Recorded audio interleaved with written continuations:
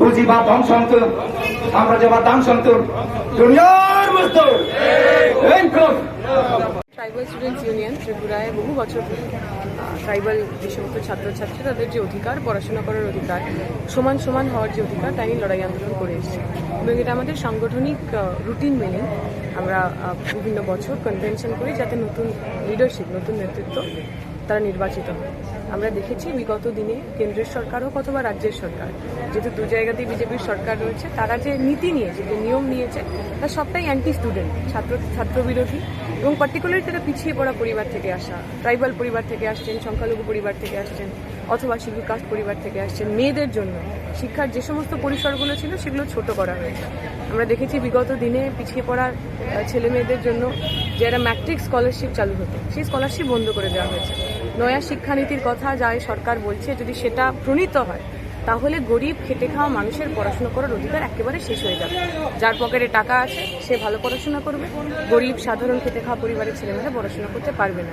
যেরকম আমরা বাজারে যাই, যার কাছে বেশি পয়সা সে ভালো সবজি কেনে, যার কাছে কম পয়সা সে ফেলে আসা সবজি কেনে, শিক্ষাটাও সেরকম হয়ে যাবে।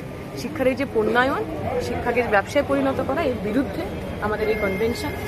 পার্টিকুলারলি ট্রাইবাল পরিবারের যে ছাত্রছাত্রীরা যারা এখনো পর্যন্ত মার্জিনে রয়েছেন, পিছিয়ে রয়েছেন, তাদের জন্য লড়াই সংগ্রামটা আগামী দিনে আরও কঠিন হবে। সেই আগামী দিনের লড়াই সংগ্রামে কী করে আমরা একসাথে থাকবো, আমাদের নীতি কী হবে, আমাদের স্ট্র্যাটেজি কী হবে, তার জন্য আজকে আমাদের। আচ্ছা, যেহেতু আপনি পশ্চিমবঙ্গ থেকে বিলং করেন, গতকালকে দেখা গেছে পশ্চিমবঙ্গের একজন ক্যাবিনেট মিনিস্টার ওনার বিরুদ্ধে ইডি একটি ওনাকে অ্যারেস্ট করেছে, সেই বিষয়ে আপনি কি? আমার তো খুব লজ্জা। একজন শিক্ষামন্ত্রী, সেই শিক্ষামন্ত্রীর সহযোগীর বাড়ি থেকে 21 কোটি টাকা উদ্ধার হয়েছে। এবং এই টাকা কিসের টাকা? বিগত 7 বছর ধরে যারা চাকরি প্রার্থী তারা রাস্তায় রয়েছেন, অনশনে বসছেন, মার খাচ্ছেন, তাদের দাবি হচ্ছে তারা পরীক্ষা দিয়েছেন, তারা ভালো রেজাল্ট করেছেন, কাট অফের চেয়ে বেশি নম্বর পেয়েছেন, অথচ যে তালিকা, চাকরির যে তালিকা, সেই তালিকায় তাদের নাম নেই। সেখানে দাঁড়িয়ে যারা তৃণমূলের কাছের লোক, তৃণমূলের পরিবারের লোক, অথবা যারা এই লাখ লাখ টাকা ঘুষ দিতে পেরেছে, যারা যোগ্য নন, যারা একেবারে অযোগ্য, তাদের নাম ওই তালিকায় রয়েছে। আমরা বলছি এটা লজ্জার যে একটা শিক্ষামন্ত্রী, যার কাঁধের ওপর একটা রাজ্যের সমস্ত ছেলেমেয়েদের শিক্ষার দায়ভার, তিনি এরকম কাজ করেছেন। আর দ্বিতীয়ত লজ্জার হচ্ছে আমরা শিক্ষা ব্যবস্থাটাকে এমন একটা জায়গায় এনে দাঁড় করিয়েছি যে মানুষটা আজকে ঘুষ দিয়ে শিক্ষক হলেন, সেই মানুষটা আগামী দিনের প্রজন্মকে কিভাবে তৈরি করবেন?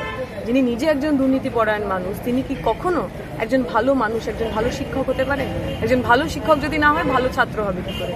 একটা পুরো প্রজন্ম, আগামী প্রজন্মকে শেষ করে দেওয়ার প্রকল্প নিয়েছিল মমতা ব্যানার্জিরা, তৃণমূল কংগ্রেসরা, তারা ধরা পড়েছে। কিন্তু আমরা বলছি এখানেই শেষ নয়। ওই 21 কোটি টাকা আসলে হিমবাহের চূড়া, এর চেয়ে আরও বেশি অনেক অনেক অনেক কোটি টাকা ওই উপরে যিনি বসে আছেন মুখ্যমন্ত্রী, তার দায়িত্বে, তার আশেপাশের লোকেরা আরও অনেক টাকা খেয়েছেন। সবাইকে খুঁজে বার করতে হবে, জেলে পুরতে হবে। প্রতিবার যেমন নির্বাচনের আগে 2-1 লোক ওই ইডি সিবিআই থেকে এসে তারা ধরপাকড় করেন, আবার ঠিক নির্বাচনের আগে সেটিং হয়ে যাওয়ার পর তাদের ছেড়ে দেন, তা করলে আর হবে না। আপনি কি মনে করেন এইটার সঙ্গে আরো জড়িত আছে? অবশ্যই। আমরা তো শুনেছি মমতা ব্যানার্জি কথা বলেছেন যে যা তোমরা করবে তার 25% যেন আমার বাড়িতে আসে। 25%, 21 কোটি টাকা তো শুধু ক্যাশে পাওয়া গেছে, আরও কত টাকা রয়েছে তার হদিশ তো আমরা জানি না।